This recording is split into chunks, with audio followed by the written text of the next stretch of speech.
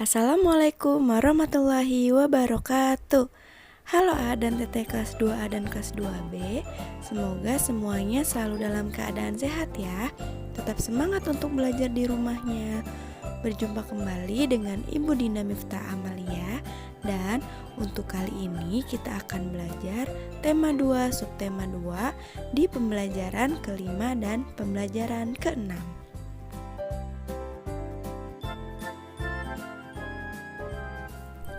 Untuk pembelajaran kelima, A dan Teteh buka buku temanya halaman 95. Di situ ada teks berjudul kegunaan benda. Ayo kita sama-sama membaca teksnya ya. Kegunaan benda. Ada banyak benda di sekitar kita. Benda membuat kegiatan kita menjadi terbantu. Kita tidak bisa minum kalau tidak ada air dan gelas. Kita tidak bisa menulis kalau tidak ada buku dan pensil. Begitu juga dalam bermain. Dalam bermain ada yang membutuhkan benda dan ada yang tidak. Dalam bermain tarik-tarikan, kita tidak membutuhkan benda apapun. Namun, dalam bermain lingkaran simpai, tanpa adanya simpai, permainan tidak akan bisa terlaksana. Jadi, setiap benda mempunyai kegunaan masing-masing. Kita lanjutkan ke halaman 96. Benda juga beraneka ragam. Ada benda padat, benda cair, dan benda gas. Setiap benda mempunyai kegunaan masing-masing. Mulai dari bangun tidur, kegiatan kita sudah tergantung dengan benda. Ketika mandi, kita membutuhkan air, sabun, sampo, gayung, dan lain-lain. Ketika memasak, ibu membutuhkan kompor, wajan, pisau, dan alat-alat masak lainnya. Ketika akan berangkat ke sekolah, kita pun membutuhkan seragam, sepatu, tas, buku, pensil, penggaris, dan peralatan sekolah lainnya. Kehidupan kita akan selalu tergantung dengan benda. Untuk itu, kita perlu menjaga benda-benda di sekitar kita. Dari teks bacaan berjudul kegunaan benda dapat kita simpulkan bahwa dalam kehidupan sehari-hari kita itu akan selalu tergantung dengan benda. Untuk itu kita perlu menjaga benda-benda yang ada di sekitar kita. Sekarang ayo kita amati gambar benda-benda berikut ini. Nah, A dan Teteh, kira-kira ada benda apa saja ya yang terdapat dalam gambar tersebut? Ya, betul.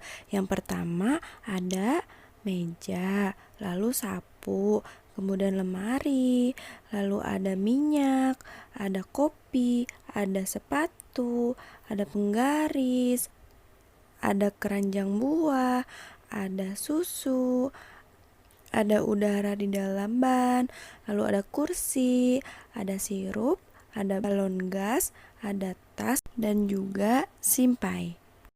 Nah, A dan Teteh, setelah kalian amati gambarnya, sekarang lengkapi tabel berikut berdasarkan gambar yang telah kamu amati.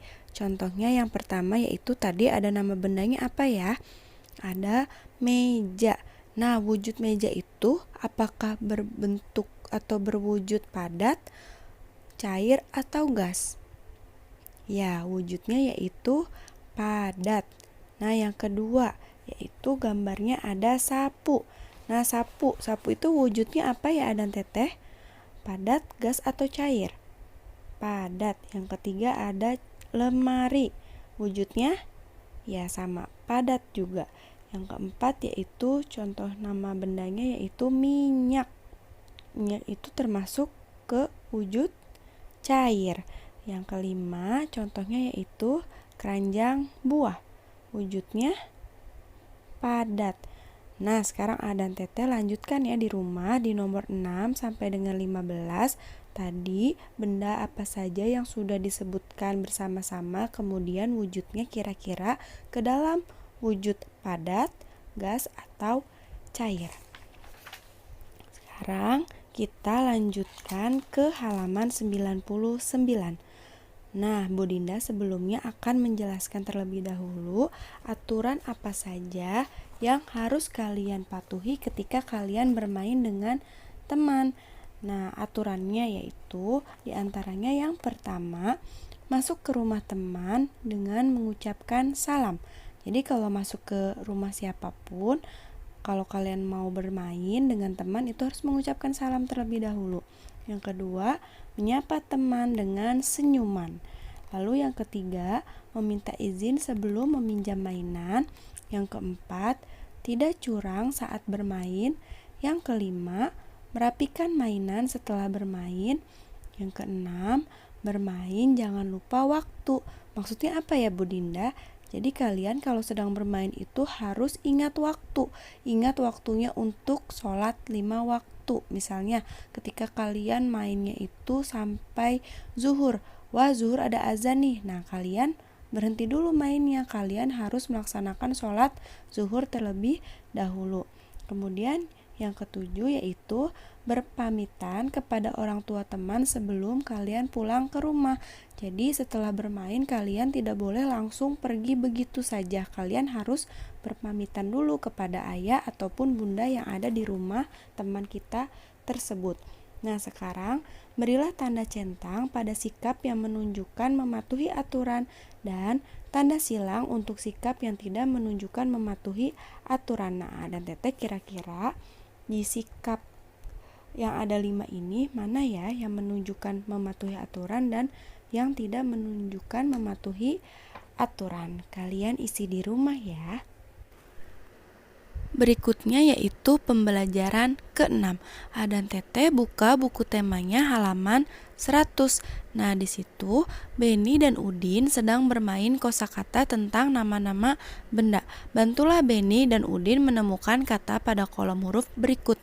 Nah, Adan Teteh di dalam kolom huruf ini terdapat 5 buah kata benda, yaitu kalian dapat mencarinya secara horizontal atau ke samping ataupun secara vertikal dari atas ke bawah. Seperti itu ya. Sekarang coba kita perhatikan. Di situ yang sudah ditemukan yaitu kata sapu. Kemudian menemukan kata apa lagi ya? Coba kita temukan. Nah, iya di baris kedua ada meja. Baris ketiga secara horizontal kalian menemukan huruf apa? Menemukan kata apa?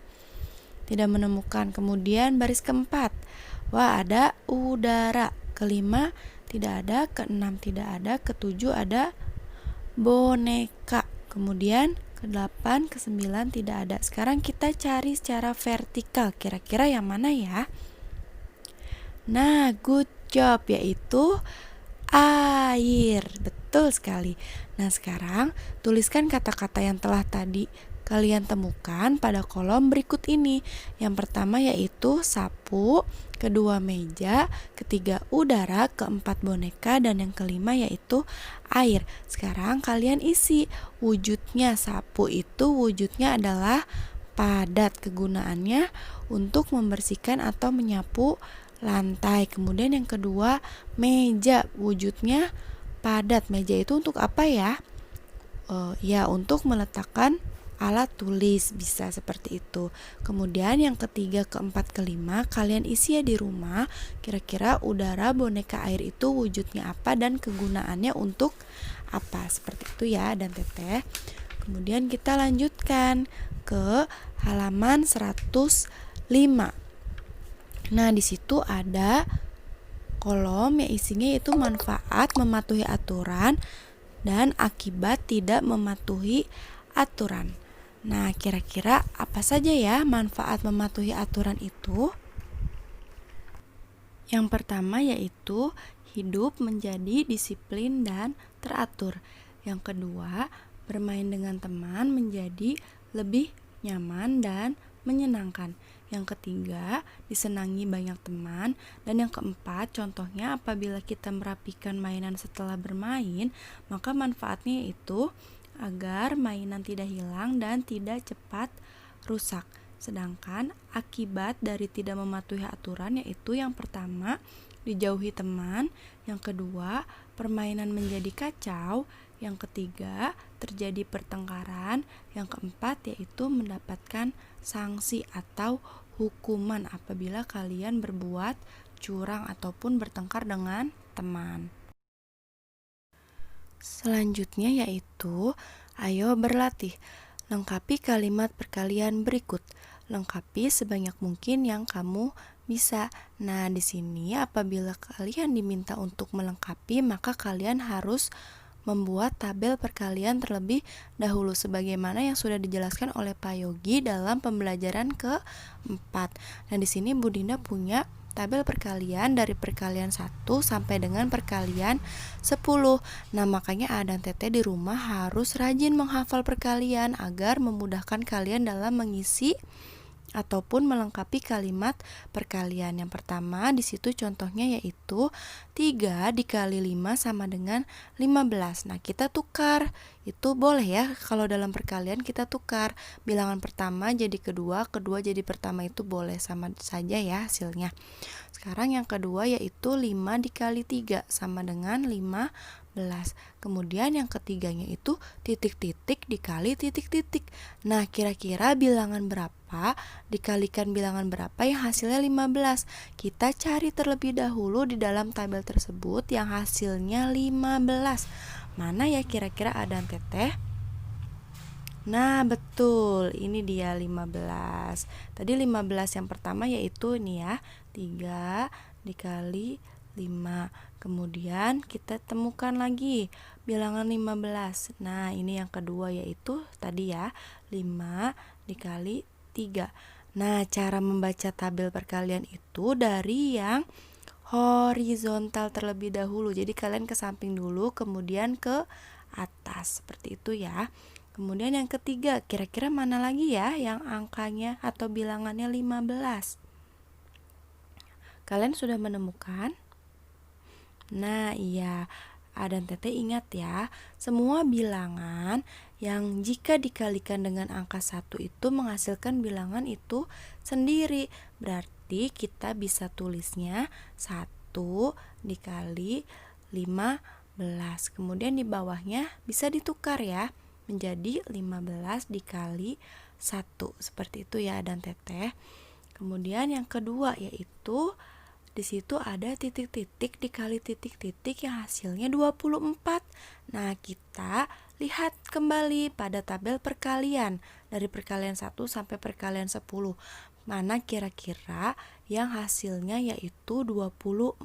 Kita cari. Coba di baris pertama tidak ada, baris kedua tidak ada, baris ketiga wah ternyata ada nih 24. 24 ini perkalian berapa dikali dengan berapa ya? Kita lihat yang horizontalnya dulu. Di situ ujungnya angka berapa? 3. Kita tulis 3, kemudian ke atasnya yaitu 8. Berarti 3 dikali 8. Kemudian kita bisa tukar menjadi 8 dikali 3. Kemudian kita cari lagi yang hasilnya yaitu 24. Mana ya Adan Teteh? Baris ke selanjutnya baris ke 4 yaitu wah ini ada nih 24.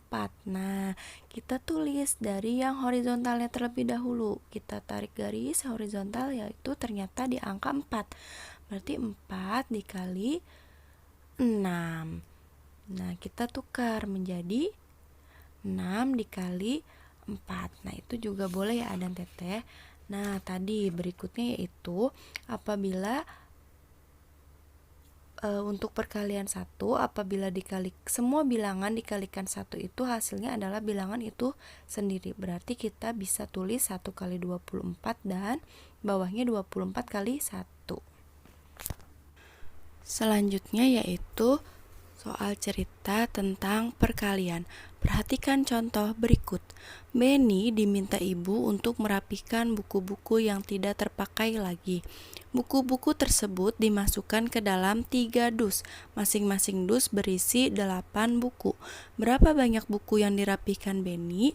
Nah, cara penyelesaiannya yaitu yang pertama kita perhatikan terlebih dahulu di dalam soal itu bahwa ada banyak dusnya. Banyak dusnya itu sama dengan ada berapa tadi? Ada 3 dus. Berarti banyak dus sama dengan 3. Kemudian setiap dus berisi 8 buku. Maka banyak buku yang dirapikan Benny adalah, nah karena banyak dusnya itu ada 3 dan masing-masing dus itu berisi 8, kita bisa menggunakan bentuk perkalian, yaitu 3 dikali 8 sama dengan titik-titik. Nah, kita bisa menggunakan dengan cara menghitungnya itu dengan cara penjumlahan berulang, yaitu nih angka keduanya yaitu angka 8 dijumlahkan sebanyak angka yang pertama yaitu 3. Jadi 8-nya itu sebanyak 3 kali. Jadi 8 ditambah 8 ditambah 8 sama dengan titik-titik. 8 ditambah 8 16 ditambah 8 24.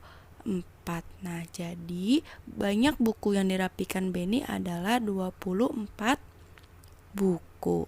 Nah, dan Teteh di rumah selesaikan ya.